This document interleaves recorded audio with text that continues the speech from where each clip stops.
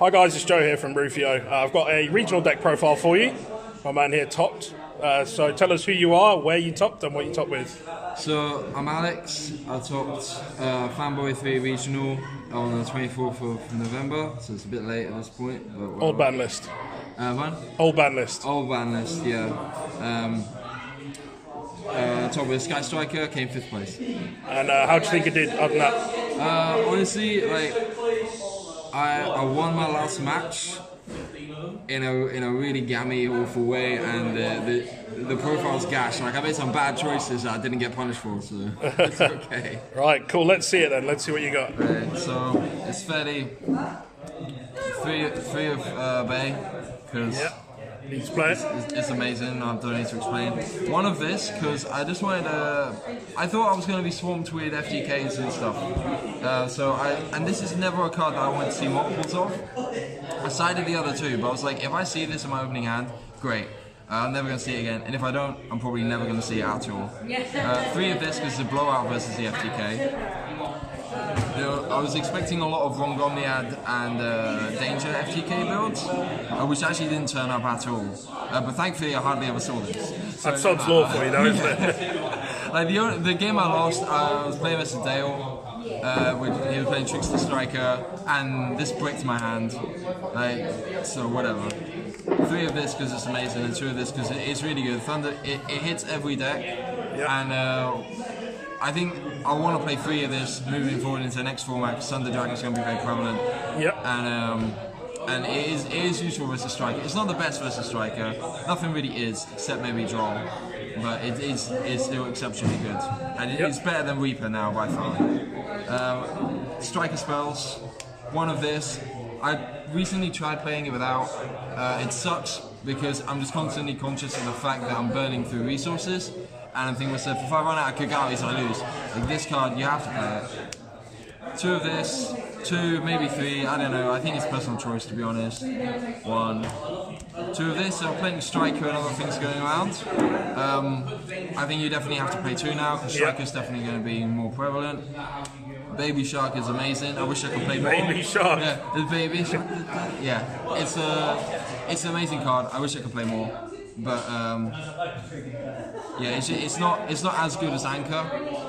And with Thunder Dragon so prevalent, you don't want to play more. Space is tight as well. Yeah, like. I mean with Thunder Dragons, this card is actually terrible, but against every other deck, it's insanely good. Yeah. 3 Mr. Stereo Girl. Have to play it. Yeah. This card is insane versus Altergeist. If you resolve Morty Roll and then you add this, it's just going to be game over because you're just going to start taking everything from them. Their monster goes, their protocol goes, their spoofing goes, everything. 3 of this because it's fantastic. Card's so broke. Yeah, it's Judgment.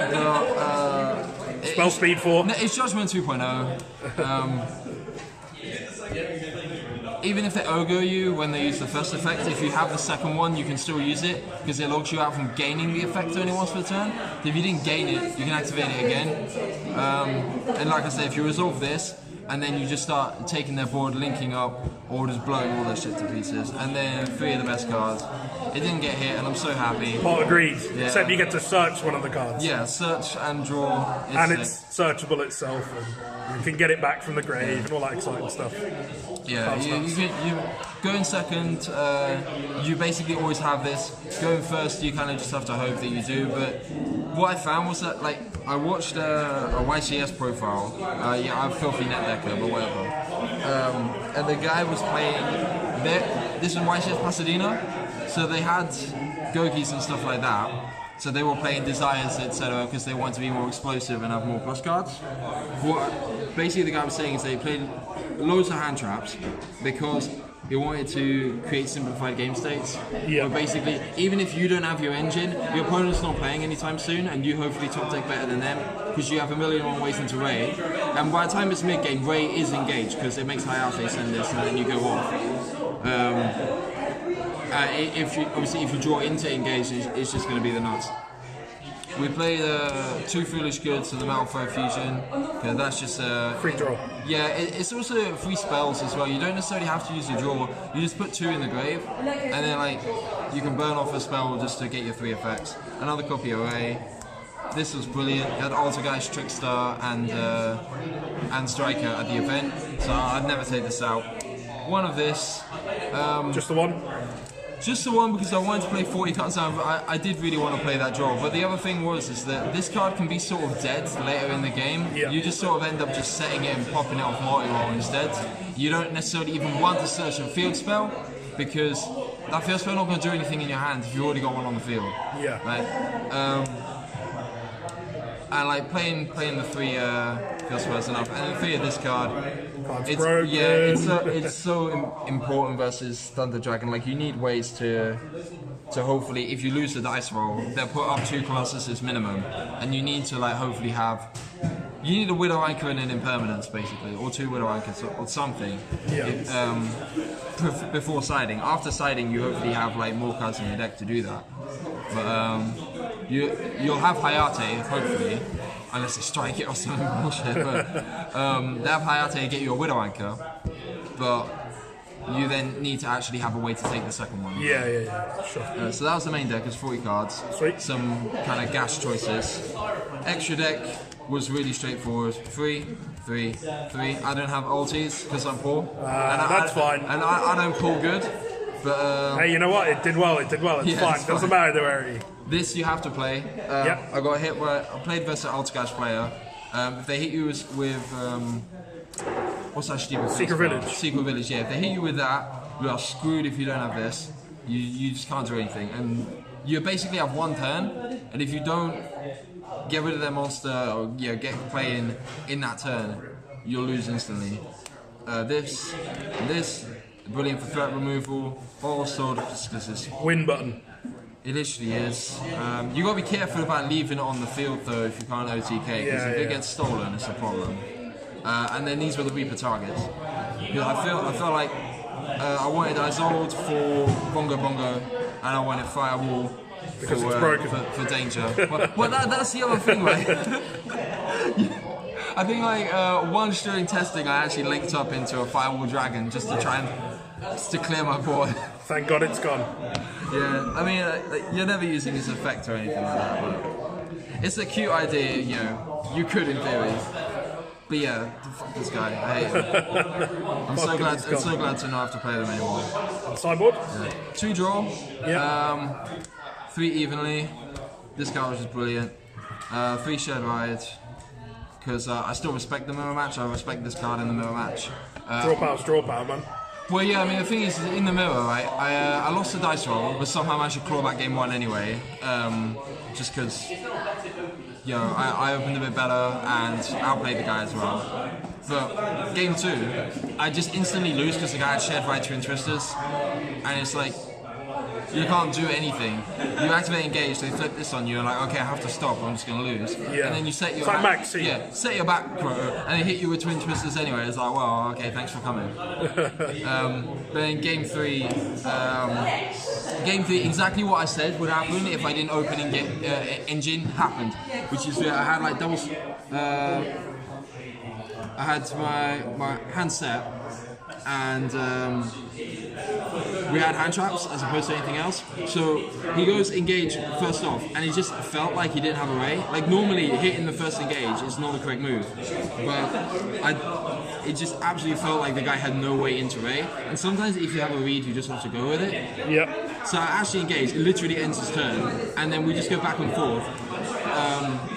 But I've got my side cards and other things that are just stopping him from playing, and eventually I get my engine going and it's over. And then this is sick, and Mind Drain. Mind Drain was just the extra slot. And how many copies of Mind Control was that?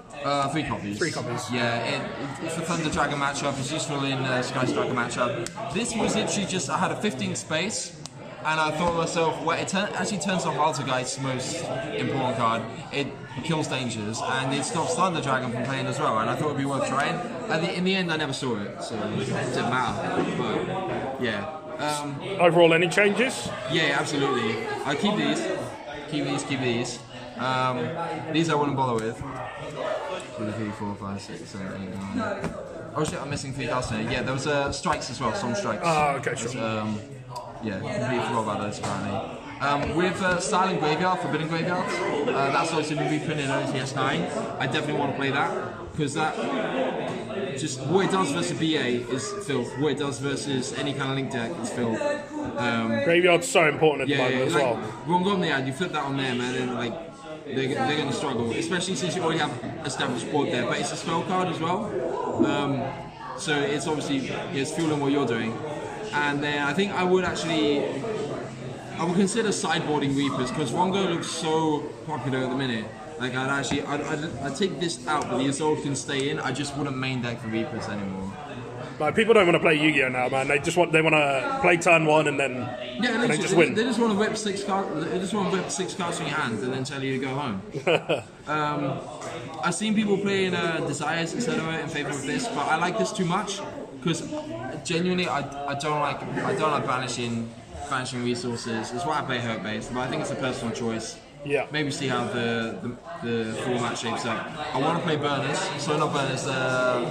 Jamming waves. Yeah. Especially since, like, with Dark Destroyer being back at 3, having additional ways to non-target get rid of a Dark Destroyer is pretty relevant. Yeah.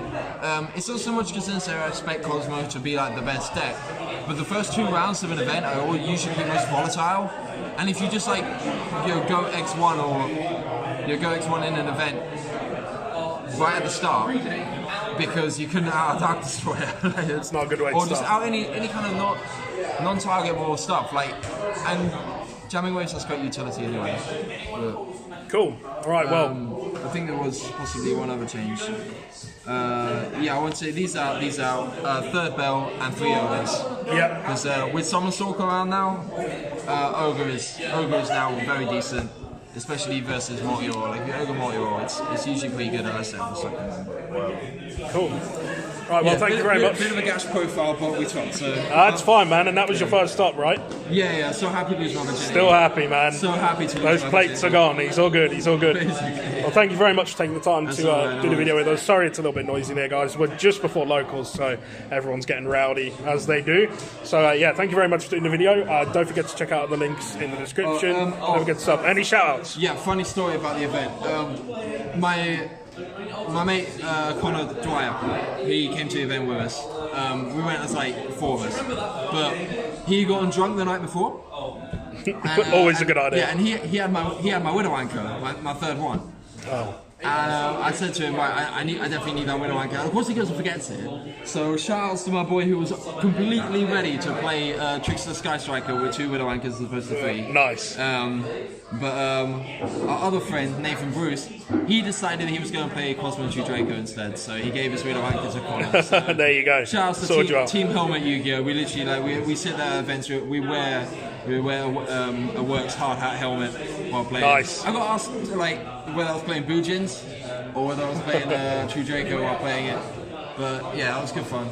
Cool. Shout outs to them for testing with me, and shout outs to Dale for cucking me out of top 4 as well. There you go. I came 5th, he came 4th, he got a tech box. So. There you go. We have to go back to another event to get a box apparently. And next time you need to finish above him, right?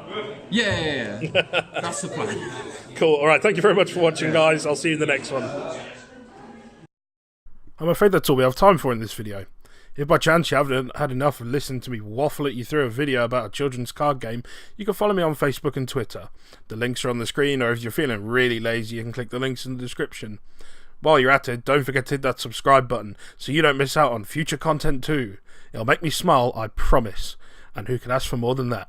Thanks for watching, see you in the next one.